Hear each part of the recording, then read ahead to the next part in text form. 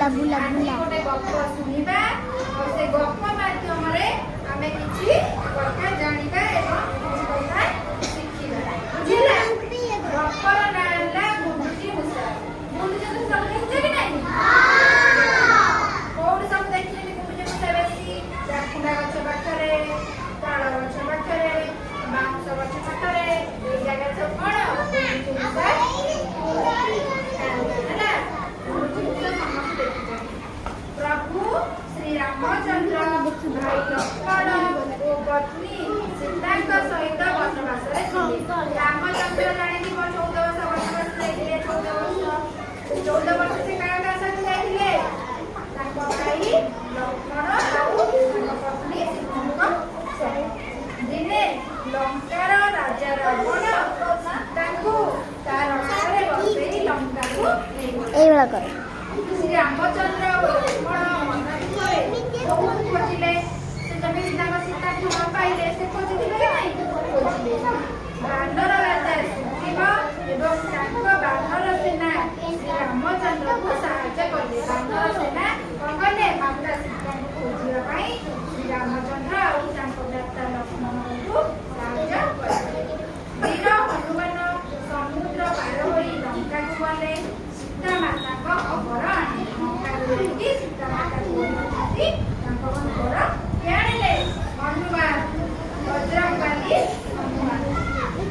लंकारु सीता माता को उद्धार करने प्रभु रामचंद्र चिंता कले लंकार केमिति माता सीता को उद्धार करेंगे रामचंद्र चिंतारे पड़े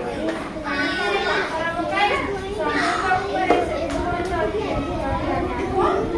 पानी रे कौन लंका जिया नई पानी पड़ो से पानी को केमिति पार हेबे कौन कले पत्थर पकेठी गुंडुची मूषा के देखुले से भाविला मु तो एतो छोटा किंतु किछि हेले भी प्रभु ताको निश्चय साहाय्य करी तापरे से पानी खोलाई तार देह को कमला उद्धार कर देबा के गुंडुची मूषा ओता देह रे जाई बाकी रे गला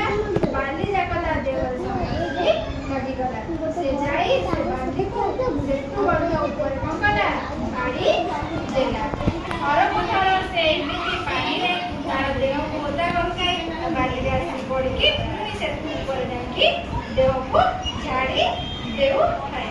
प्रभु श्री रामचंद्र गुंडुची सारा एपरी काम देखि बहुत खुशी हेले आउ आश्चर्य मध्य हेले काहे आश्चर्य हेले कारण से एते छोटा दीप हेकि मध्य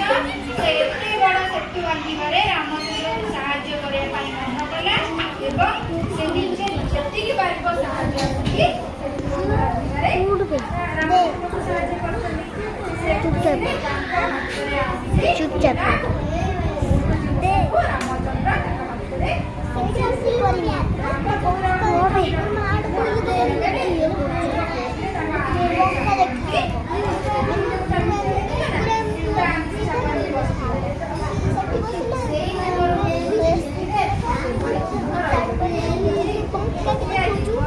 देख पूरा स्मूथ देखा एपटू आसी देख सब देखा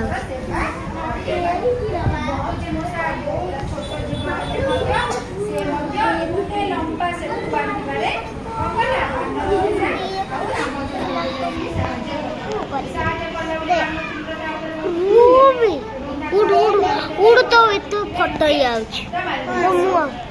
चट के